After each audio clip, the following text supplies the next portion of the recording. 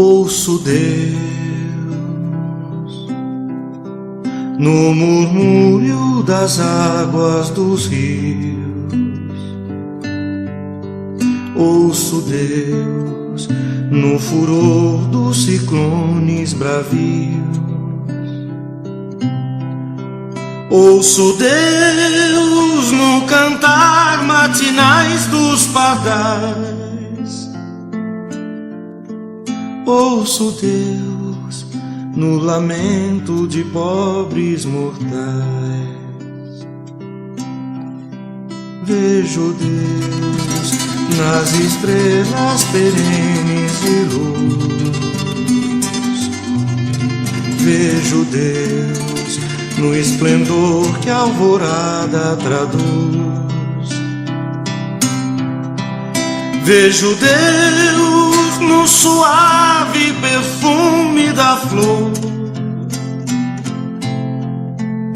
Vejo Deus no adeus, companheiro da dor. Sinto Deus na saudade que evoca a lembrança. Sinto Deus no morrer de febris esperanças.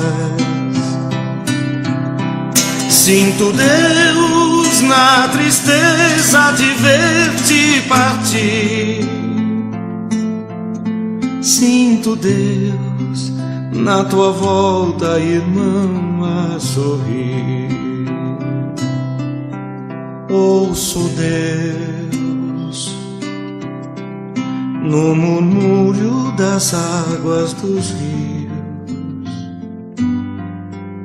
Vejo Deus no furor de ciclones bravios. Sinto Deus no cantar matinais dos pardais. Ouço Deus no lamento de pobres mortais.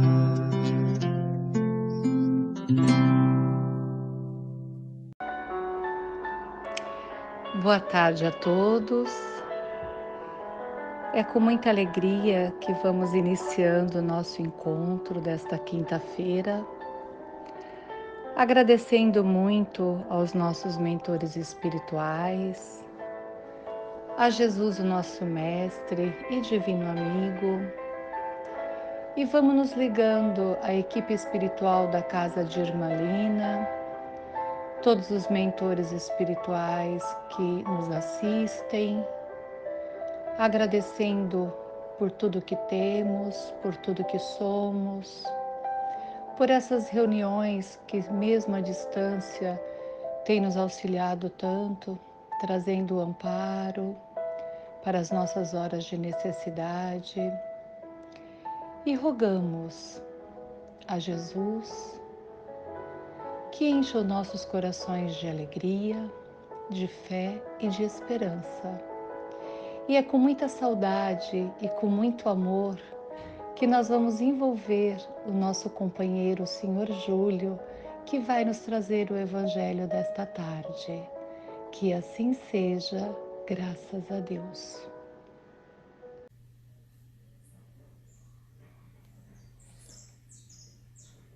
Boa noite, queridos irmãos do Santo Espírito Irmalina.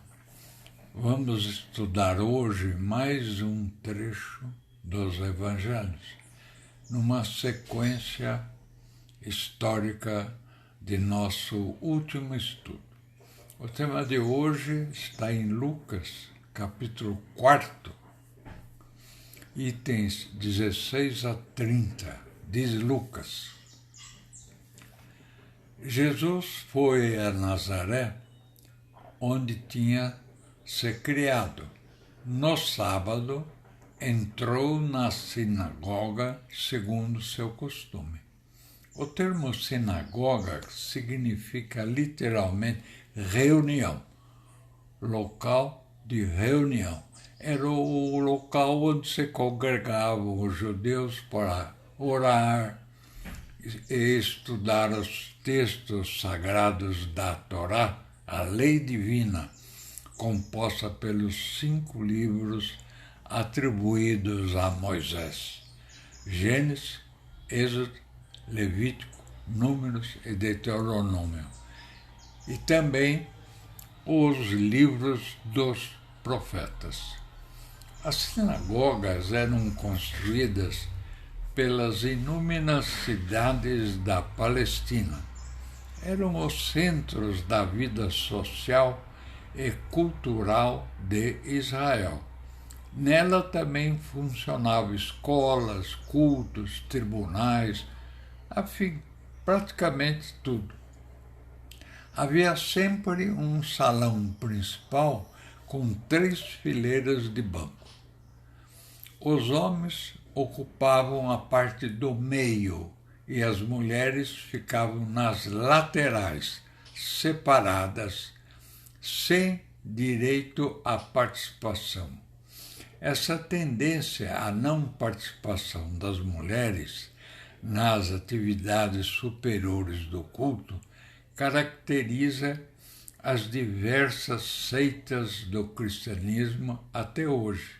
Na Igreja Católica, nós temos padres, bispos, arcebispos e vai até o Papa. Nas igrejas evangélicas, nós temos os pastores. Não vemos mulher nenhuma ocupando até hoje cargos superiores do culto. No fundo do salão ficava uma arca onde se guardavam os livros da Torá, que eram escritos sobre pergaminhos feitos com pele de ovelha, cabra ou outro animal não carnívoro. Lá na frente, voltada para os fiéis, ficavam as cadeiras de honra, onde se sentavam os membros mais importantes da comunidade. Eram os ricos e poderosos. Eram disputadíssimos esses lugares, por isso Jesus fez comentários referindo-se à preocupação de destaque que caracterizava muita gente daquela época, e também hoje. O culto era celebrado aos sábados. Havia um presidente que dirigia as reuniões. O presidente escolhia um dos livros da Torá e escolhia um dos presentes para ler, havendo depois trocas de ideias. Jesus ia constantemente à sinagoga da cidade em que estava. E Nazaré ele fez o mesmo. No sábado ele foi à sinagoga. Lá já havia chegado a fama dos feitos de Jesus, e por essa fama ele foi convidado pelo presidente a fazer a leitura do pergaminho. O trecho escolhido pelo presidente foi do livro do profeta Isaías, capítulo 61, itens 1 e 2. Jesus levantou-se, foi à frente, desenrolou o pergaminho e leu: "Um Espírito do Senhor está sobre mim. Ungiu-me para anunciar as boas notícias aos pobres do reino." Note-se que nesta frase Isaías confessa ser um médio, pois ele estava recebendo um espírito enviado do alto. Portanto, ele era um intermediário. Continuando a leitura, Jesus disse: "Enviou-me esse Espírito do alto para proclamar a libertação dos cativos, a restauração da vista aos cegos, para pôr em liberdade os oprimidos e proclamar o ano aceitável do Senhor. Vemos que foi um dos momentos mais marcantes da história cristã. Dera-se finalmente o encontro da anunciação, proclamada por Isaías, com o anunciado. A profecia era lida pelo próprio Messias. Se ficava na apreciação literal do texto, as predições de Isaías não fazem muito sentido. Jesus não libertou nenhum preso, não se limitou a curar cegos, não livrou o povo judeu do jugo romano, etc, etc. Para entender em profundidade o que o profeta disse, é preciso atentar ao sentido simbólico da proclamação. Vamos decifrar um a um. A primeira coisa, libertação dos cativos. A pior prisão é aquela que não tem grades, porque ela está em nosso íntimo, quando perdemos o rumo da existência sobre a tutela de carcereiros terríveis. Esses carcereiros são os da alma, como a depressão, que inibe a vontade de viver, o ódio, que aniquila a paz, a dúvida, que destrói a crença, a revolta, que mata a esperança.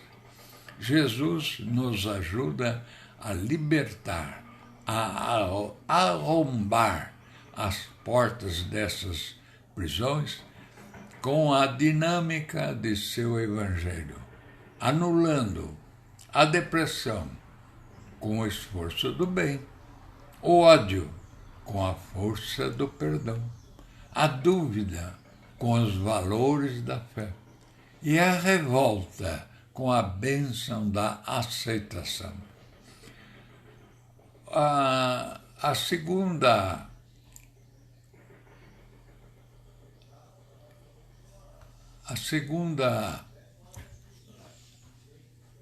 notícia dada pelo profeta Isaías era a restauração.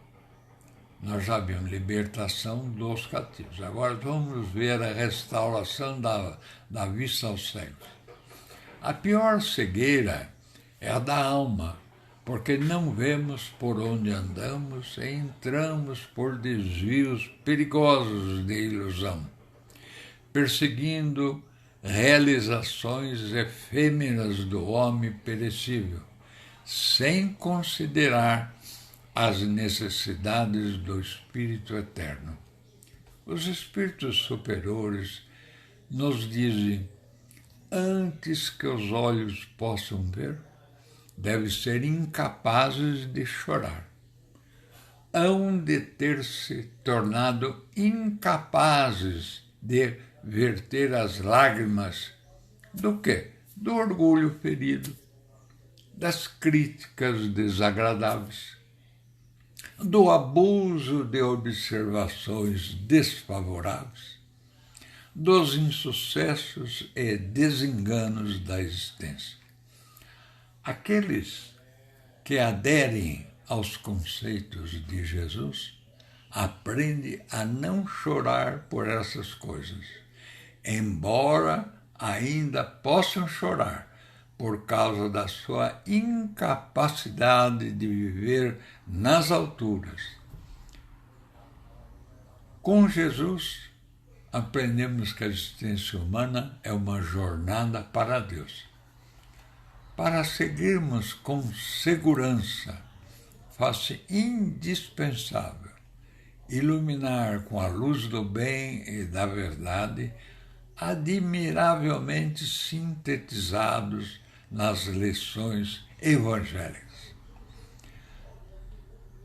Eu posso citar um livro do André Luiz, Missionários da Luz, capítulos 15 ele fez uma observação importantíssima para conduzir as nossas vidas. Ele diz assim: criaturas humanas reencarnadas se alimentam diariamente de formas mentais, valendo-se da capacidade de absorção do perispírito, e sentem a extensão desses fenômenos em suas experiências diárias, no lar, no trabalho, na via pública, nas diversões. Cada criatura recebe o alimento mental que lhe é trazido por aqueles com quem convive, logicamente temperado com o magnetismo pessoal de cada um. Dessa alimentação depende os estados de ânimo ou desânimo de cada um, conforme o domínio das próprias emoções. André Luiz nos chama a atenção para a forma com que alimentamos a nossa mente. A terceira revelações desse trecho de Isaías é: pôr em liberdade os oprimidos. A lei suprema que abrange a universalidade dos seres é a do espírito independente. Obrigar individualidades e organizações a determinadas normas de conduta seria uma escravização injustificável. Todos os mundos estão sujeitos à lei do progresso e em nossa terra as tiranias estão fadadas ao desaparecimento. Para Deus, que é a causa suprema geradora de vida, não existe uma força compulsória. Ninguém é obrigado a nada. Assim, uma ordem. Não há confusão de autoridade nessa lei suprema ou poder. E por isso, todos os mundos estão sujeitos a determinadas evoluções. Na nossa Terra, no momento, nós estamos passando pelo chamado momento da regeneração. Ainda as autoridades terrenas são escolhidas pela força do poder do dinheiro ou da palavra irresponsável. Vamos ter paciência, esperança, porque, seguindo as recomendações de Jesus, logo estaremos sob a tutela da sinarquia. O que é a sinarquia? É um governo somente ocupado por criaturas sábias. No céu é assim. E nós vamos ter uma esperança que na Terra também vai acontecer a mesma coisa. A pior tirania é a compulsão, o ato de compelir, obrigar, forçar, oprimir. Por isso que o Messias vem pôr em liberdade os oprimidos. Uma das tiranias mais severas são as drogas. Todo viciado tende a ser compulsivo, envolvendo-se num comportamento comprometedor. Coloca em risco não só a sua saúde, como a segurança de outras pessoas que com ele convivem. Essas drogas, todo mundo sabe, começa com álcool, maconha, cocaína e por aí vai. Esses desvios não serão vencidos enquanto não dispusermos a aplicar o Evangelho, que é a nossa carta de alforria espiritual. Lembre-se disso. O Evangelho é a nossa carta de alforria espiritual, cultivando a palavra justa, o pensamento puro e a ação disciplinada. Eu vou deixar para o final a apreciação da quarta condição do Messias dado por Isaías, o ano aceitável do Senhor, por ser um aviso de fundamental esperança para todos nós. E vamos continuar a leitura do Lucas. Diz ele que, após a leitura, Jesus anunciou: cumpriram-se hoje as afirmativas destas Escrituras. A reação da Assembleia foi de muito espanto. E diziam: mas não é esse o filho de José, ou carpinteiro? A sua mãe não se chama Maria? E seus irmãos não são o Tiago, José, Simão e Judas?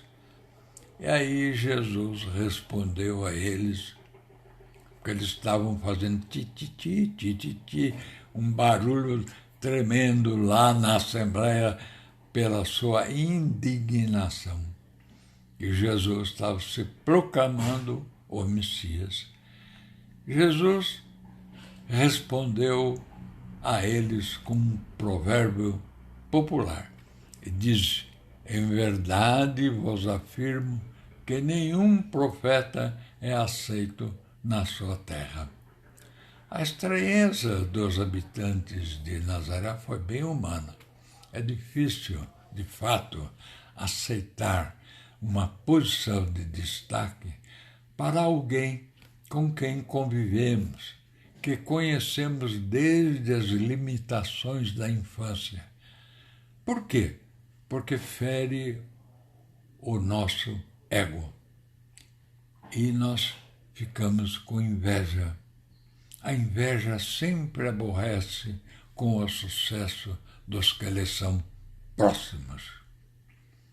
Os judeus se achavam superiores aos nascidos em outras nações, protegidos por Jeová. Por isso, Jesus aproveitou essa ocasião para lhes fazer uma advertência. E citou, nessa ocasião, 2 exemplos contidos nas Escrituras bíblicas. A primeira, ele citou no livro 1 de Reis, no capítulo 17, itens 8 a 24. Muitas viúvas havia em Israel ao tempo de Elias, quando o céu se fechou durante 3 anos e grande fome assolou a terra. Entretanto, Elias não foi enviado a nenhuma delas, mas a uma que era viúva em Sarapita de Sidom. Sarapita era uma pequena cidade de Sidom, e Sidom é hoje o que nós chamamos Líbano. Segundo esse livro 1 Reis, a região passava por uma grande seca. E Elias foi inspirado por Jeová a procurar lá no Líbano uma viúva. Ela não era judia, e, no entanto, foi beneficiada com 2 prodígios. Uma panela mágica, onde nunca faltava alimento, e a cura de seu filho, dado como morto. Vemos que Jesus escolheu bem, porque os judeus pensavam que somente eles que eram beneficiados por Jeová. O segundo exemplo que Jesus deu está no 2º livro de Reis, capítulo 5, itens 1 a 14. Ele dizia: havia também muitos leprosos em Israel ao tempo do profeta Eliseu. E, no entanto, nenhum ficou limpo, senão Naamã, que era da Síria. Nos versículos de 2 Reis, está descrito que Eliseu foi recomendado que mergulhasse 7 vezes nas águas do Jordão e foi curado. Também aqui Jesus cita a cura de um homem não judeu por um profeta judeu. Esses 2 exemplos citados por Jesus têm um sentido claríssimo aplicado ao nosso tempo. Não basta dizer-se cristão. É necessário ser cristão para receber as graças do céu. Agora vamos para a quarta anunciação que Isaías pregou ao Messias: apregoar o ano aceitável do Senhor. Com essas palavras, Jesus encerrou a leitura do livro de Isaías 61, itens 1 e 2. Verifica-se que Jesus omitiu a sequência do item 2, porque ele não leu naquela sequência que diz: é o dia da vingança do nosso Deus. Não obstante os dotes espirituais de Isaías, ele não conseguiu, que é Isaías que escreveu isso no seu livro, ele não conseguiu, ou não era ainda o tempo, né, de superar as limitações de seu tempo e as tendências para considerar belicosas as ações de Deus. Jesus seguia ao máximo as recomendações da Torá, ele era judeu, mas fazia sempre as correções necessárias, porque a vingança é sempre um ato de insanidade, não raro estúpido e absurdo, e isso certamente não pode ser um atributo divino. A franqueza de Jesus chocou seus conterrâneos, que, segundo a narrativa de Lucas, cogitaram de atirá-lo num abismo e o expulsaram da cidade. Não era chegado o tempo do sacrifício de Jesus. A mensagem do reino ainda não fora completamente anunciada. E Jesus saiu tranquilo, foi anunciar o ano aceitável do Senhor em outras regiões mais propícias do que a sua cidade natal. Individualmente, todos nós haveremos de ter um ano sagrado, que era o ano aceitável do Senhor, que será aquele em que aderirmos às diretrizes de Jesus, dispondo-nos à vivência plena do seu Evangelho. É uma pergunta que todo cristão deve fazer a si mesmo. Por que Deus enviou o seu Filho a este mundo para sofrer, sabendo que ele seria sacrificado?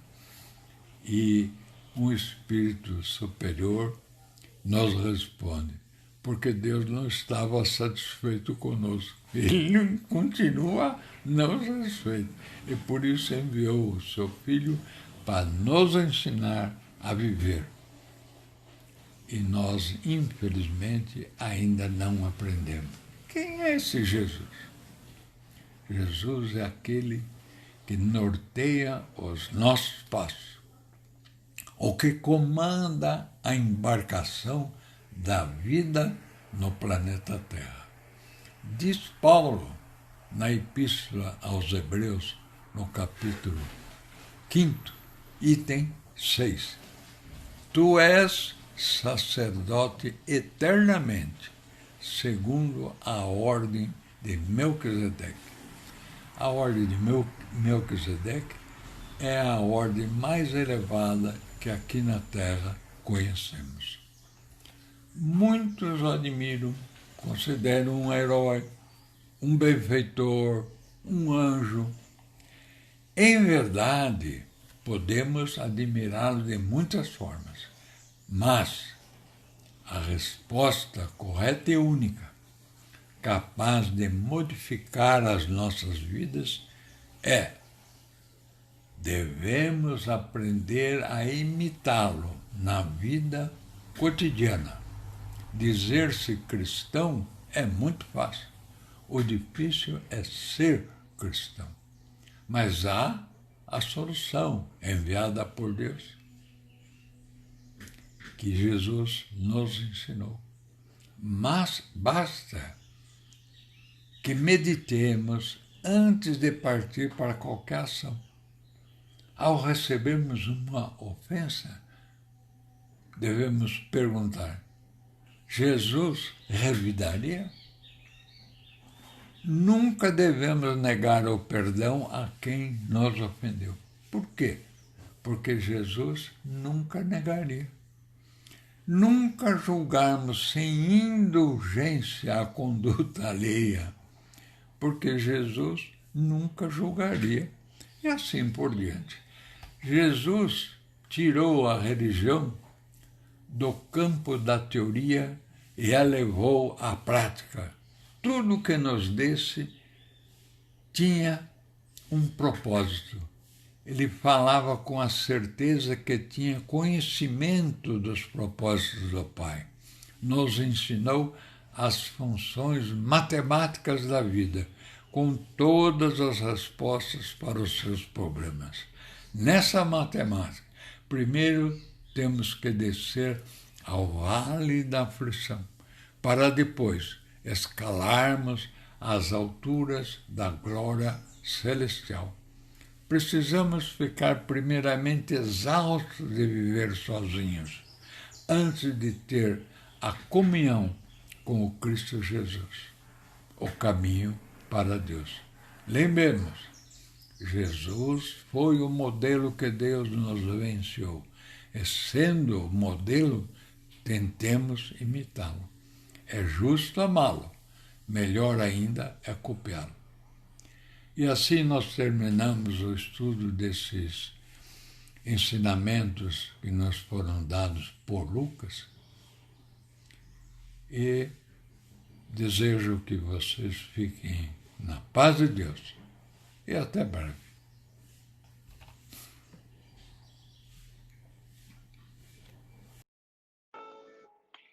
Vamos agora unindo os nossos corações e pensamentos e nos ligando a toda a equipe espiritual, aos socorristas do espaço, para que possam amparar e sustentar e direcionar os nossos irmãozinhos desencarnados. Rogamos também a equipe médica do espaço, para que possa iluminar e amparar, sustentar todos os doentes do corpo e da alma, todos os hospitais, todos aqueles que se encontram nas ruas, agoniados, aflitos, aqueles que aguardam em seus lares, que possam receber o auxílio necessário. Rogamos ainda pela paz no mundo, pelo entendimento entre as nações, os governantes. Rogamos pelo nosso Brasil, para que haja paz e entendimento. Rogamos ainda, Senhor Jesus, pelos nossos lares, amigos e familiares, para que juntos possamos formar uma corrente de luz e de muita paz e de muito fortalecimento. Auxilia-nos, Senhor, a não perdermos a esperança de dias melhores. Rogamos ainda pela nossa casa de oração, este pronto-socorro espiritual, para que fique sempre iluminado, auxiliando a todos que necessitam. E com muita alegria, Agradecemos a presença carinhosa de todos e rogamos para que tenhamos uma semana muito próspera e de muita luz. Até o nosso próximo encontro, que assim seja, graças a Deus.